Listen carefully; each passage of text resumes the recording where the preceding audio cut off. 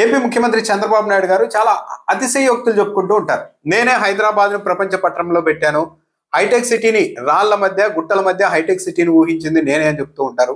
రాష్ట్రపతిగా అబ్దుల్ కలాం ను ప్రతిపాదించింది నేనే అని చెప్తూ ఉంటారు. కొందరికి భారతరత్న కూడా ఇప్పించానని చెప్తుంటారు. ఇందిరాగాంధీతో మాట్లాడి వైఎస్ఆర్ కు ఎమ్మెల్యే టికెట్ ఇప్పించింది కూడా నేనే అని చెప్తారు. ఎన్టీఆర్ ను రాజకీయాల్లోనికి ఆహ్వానించింది కూడా తానేనని చెప్పారు చంద్రబాబు నాయుడు గారు. ఇంకో 10 ఏళ్ల తర్వాత 15 ఏళ్ల తర్వాత ఏపీకి ఆర్టిఫిషియల్ ఇంటెలిజెన్స్ ను పరిచయం చేసిందే నేనని కూడా చెప్పుకుంటారు చంద్రబాబు నాయుడు గారు. అయితే ఇవన్నీ చెప్తూ ఉన్నారు కదా, ఇవన్నీ జనాల్లోనికి వెళ్తూ ఉన్నాయా? నిజంగానే పబ్లిక్ నమ్ముతూ ఉన్నారా? ఇప్పటికీ మరీ ముఖ్యంగా యూత్ నమ్ముతూ ఉన్నారా? ఓ 20 ఏళ్ల క్రితం అయితే ఇలాంటి విషయాల్లో చంద్రబాబు నాయుడు గారిని యూత్ మరీ ముఖ్యంగా నమ్మేవాళ్ళు. అంటే వయసు పెరిగే కొద్దీ చంద్రబాబు నాయుడు గారిని నమ్మే ఓటర్ల సంఖ్య తగ్గిపోతూ ఉంటుంది. ఎందుకంటే 2-3 సార్లు చంద్రబాబు నాయుడు గారి పరిపాలన ఒక 10 ఏళ్ల పాటు ఆయన్ని గమనిస్తే ఆటోమేటిక్గా విషయం ఏంటో అర్థమవుతుంది. కాబట్టి వయసు పెరిగే కొద్దీ వయసు పెరిగే ఓటర్లంతా ఆయనకు దూరంగా ముందుకెళ్ళి పక్కకు పోతూ ఉంటారు. కానీ కొత్తగా వచ్చే యూత్ అంతా చంద్రబాబు నాయుడు గారు చెప్పే మాటలు హైటెక్ సిటీ, సాఫ్ట్వేరు, ఐటీ, అది ఇది అని చెప్తే ఈ మాటలన్నీ కొత్త తరానికి చాలా ఆసక్తికరంగా ఉత్సాహంగా అనిపిస్తాయి. వాళ్ళందరూ చంద్రబాబు నాయుడు గారికి ర్యాలీ అవ్వడం అనేది ఎక్కువగా జరిగేది ఓ 20 ఏళ్ల క్రితం. కానీ ఈ రోజు పరిస్థితి ఆ విధంగా కూడా లేదు. సోషల్ మీడియా వచ్చిన తర్వాత చంద్రబాబు నాయుడు గారు చెప్తున్న ప్రతి మాటను డీకోడ్ చేసి అసలు నిజం ఏంటి అన్నది వెంటనే సోషల్ మీడియాలోనికి వచ్చేస్తుంది. బాగా గమనిస్తే కొన్నేళ్ల క్రితం అప్పటి వరకు చంద్రబాబు నాయుడు గారే హైటెక్ సిటీని నిర్మించారు, హైటెక్ సిటీ పితామహుడే ఆయన, హైదరాబాద్ కు ఐటీని పరిచయం చేసింది ఆయన అంటే చాలా మంది నమ్మేవాళ్ళు యూత్. కానీ చంద్రబాబు నాయుడు గారికి ఈ విషయంలో పెద్ద దెబ్బ ఎక్కడ తగిలిందంటే కొన్నేళ్ల క్రితం కేసీఆర్ రూపంలో తగిలింది. కేసీఆర్ గారు ఒకరోజు ప్రెస్ మీట్ పెట్టి ఫోటోలు మరీ చూపించారు. అసలు హైటెక్ సిటీకి చంద్రబాబు నాయుడుకి ఏం సంబంధమయ్యా? ఆయన ముఖ్యమంత్రి కాకముందే కాంగ్రెస్ ముఖ్యమంత్రి నేదురుమల్లి జనార్దన్ రెడ్డి ఇప్పుడున్న హైటెక్ సిటీ భవనానికి శంకుస్థాపన చేశారు.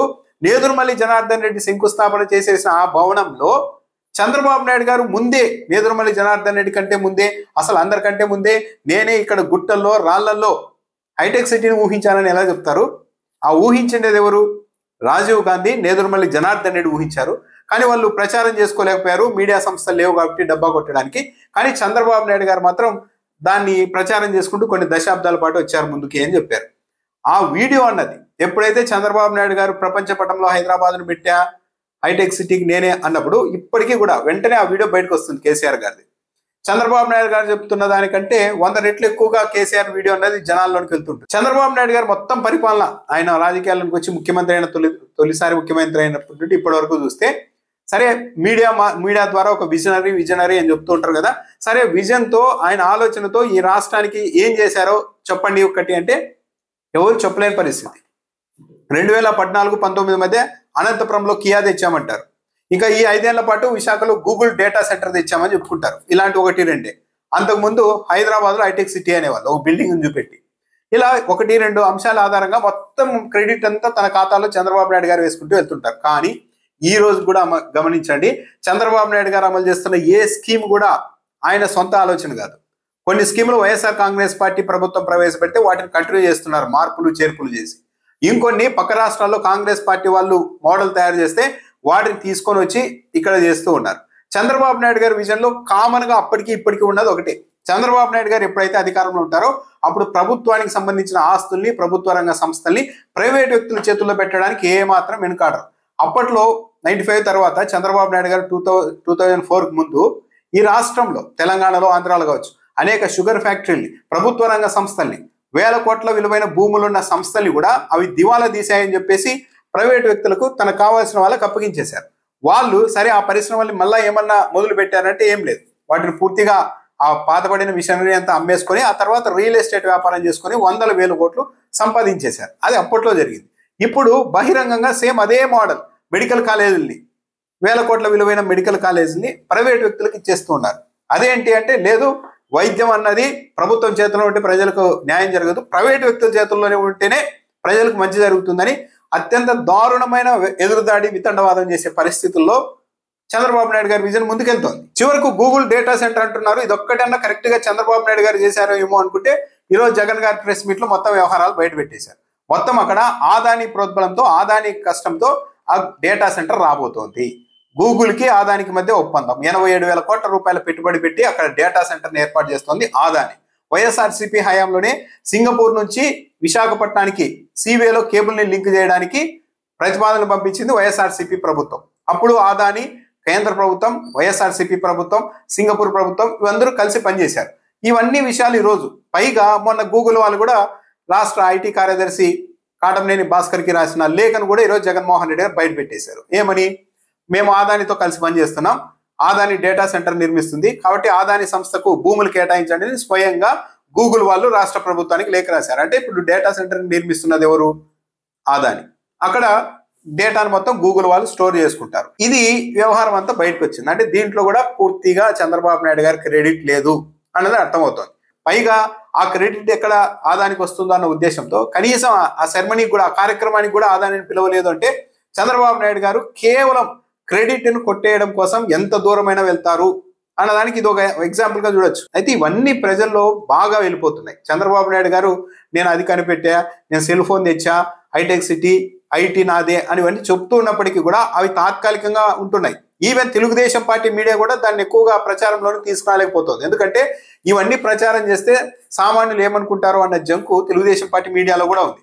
పైగా ఆ ప్రచారాలు ప్రజలంతా చూసి అలసిపోయారు. వాటికి పెద్దగా రీచ్ కూడా లేదు. కానీ చంద్రబాబు నాయుడు గారు ఎప్పుడైతే ఇలాంటి వ్యాఖ్యలు చేస్తారో దానికి కౌంటర్ గా ఇటు వైఎస్ఆర్సీపీ, జగన్మోహన్ రెడ్డి చెప్పిన విషయాలు కావచ్చు, కేసీఆర్ చెప్పిన విషయాలు కావచ్చు, గతంలో వివిధ పార్టీలకు సంబంధించిన నాయకులు చెప్పిన నిజాలు కావచ్చు, అవి ఎక్కువగా సోషల్ మీడియాలోనికి హఠాత్తుగా వచ్చి ఆ అంశాలు తిరుగుతూ ఉన్నాయి. దీనివల్ల చంద్రబాబు నాయుడు గారిని కొత్తగా నమ్మే పరిస్థితి లేకుండా పోయింది. కొద్ది రోజుల క్రితం, ఓ 10-20 ఏళ్ల క్రితం చంద్రబాబు నాయుడు గారి వల్లే ఐటీ వచ్చింది, చంద్రబాబు నాయుడు గారి వల్లే హైదరాబాద్ బాగుపడింది, ప్రపంచ పటంలోనికి ఎక్కింది అని వాదించే వాళ్ళు చాలా గట్టిగా వాదించేవాళ్ళు, ఏం వెనుక ముందు లేకుండా వాదించేవాళ్ళు. కానీ ఇప్పుడు అలాంటి వాళ్ళు కూడా సంశయిస్తున్నారు.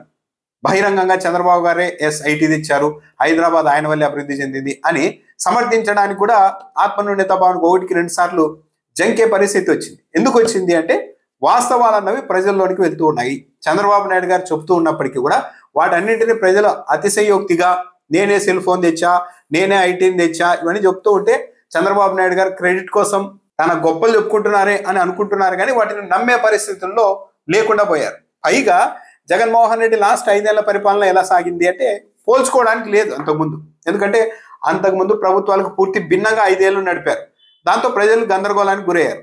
కానీ ఇప్పుడు చంద్రబాబు నాయుడు గారు మళ్ళీ ముఖ్యమంత్రి అయిన తర్వాత ఈ కూటమి పాలనలో 17 నెలల కూటమి పాలన చూసుకున్న తర్వాత, పోల్చుకున్న తర్వాత జగన్ అనే వ్యక్తి ఫస్ట్ టైం ముఖ్యమంత్రి అయినప్పటికీ కూడా ఈ పరిపాలన కంటే 100 రెట్లు బెటర్ అని అతి సామాన్యులే కాకుండా మేధావులు కూడా అంగీకరించే పరిస్థితి వచ్చేసింది.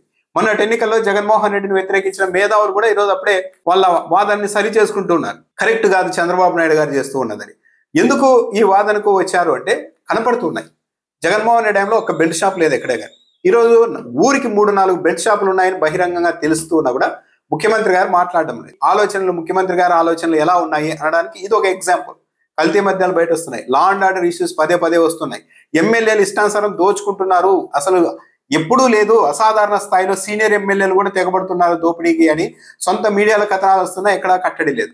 రోజుకో ఎమ్మెల్యే, రోజుకో తెలుగుదేశం పార్టీ నాయకుడు బజార్కి ఎక్కుతూ ఉన్నారు, తిట్టుకుంటున్నారు, పోలీసుల్ని కూడా కాల్ చేస్తామని వార్నింగ్లు ఇచ్చే పరిస్థితికి వస్తున్నా ఎక్కడా కూడా ఏం మాట్లాడడం లేదు. చివరకు డిప్యూటీ సీఎంగా ఉన్న పవన్ కళ్యాణ్ గారు కూడా వివిధ ప్రాంతాల నుండి రాష్ట్రంలో జూద కేంద్రాలు నడుస్తున్నాయని మాకు ఫిర్యాదులు వస్తున్నాయి అంటూ నేరుగా బైపాస్ చేసి, లా అండ్ ఆర్డర్ సీఎం గారి దగ్గర ఉంటే ఆయన్ని, హోంమంత్రి అనిత గారిని బైపాస్ చేసి పవన్ కళ్యాణ్ గారు ఏకంగా డీజీపీడీ రిపోర్ట్ అడిగే స్థితికి ఈరోజు రాష్ట్రంలో పరిపాలన వెళ్ళిపోయింది. అంటే మొత్తం గందరగోళం. ఎవరి కంట్రోల్లో ఉన్నారు, ఎవరి ఆదేశాల ప్రకారం ఎవరు పనిచేస్తున్నారు, ఎమ్మెల్యేలు ఎవరి పరిధిలో ఉన్నారు, దీన్ని కట్టడి చేయాల్సిన వాళ్ళు ఎవరు, వీటిని జరుగుతున్న తప్పుల్ని సరి చేయాల్సిన వాళ్ళు ఎవరు అన్న ప్రశ్నలకు కనీసం సమాధానం కూడా దొరకని పరిస్థితుల్లోనికి రాష్ట్ర ప్రభుత్వం వెళ్ళిపోయింది. దీనివల్ల ప్రజలందరికీ క్లారిటీ వచ్చేసింది. ఆల్రెడీ చంద్రబాబు నాయుడు గారు కేవలం మాటలు చెప్తూ ఉంటారు. ప్రతిపక్షంలో ఉన్నప్పుడు రకరకాల ప్రచారాలు చేసి అధికారంలోకి వస్తారు. అధికారంలోకి వచ్చిన తర్వాత ఈ రాష్ట్రాన్ని తన సొంత మనుషులకి దారాదత్తం చేసేస్తూ ఉన్నారు. చంద్రబాబు నాయుడు గారు చేస్తున్నది కేవలం అమరావతిలో నిర్మించడం ఎలా, విశాఖపట్నంలో 1000 కోట్ల విలువైన భూముల్ని ప్రైవేట్ వ్యక్తులకు అప్పచెప్పడం ఎలా అన్న దాని మించి తప్పించి మిగిలిన ఏ అంశాల్లో రైతులకు సంబంధించిన ఇష్యూస్ కావచ్చు, మహిళలు, యూత్కు సంబంధించి ఏ ఇష్యూస్ మీద కూడా ఆయన అడ్రస్ చేయడం లేదు. అలాంటి అంశాన్ని కేవలం మాటల రూపంలో మాత్రమే అడ్రస్ చేస్తూ ఉన్నారు అన్నది ప్రజలకు ఒక కంక్లూజన్ వచ్చేసింది.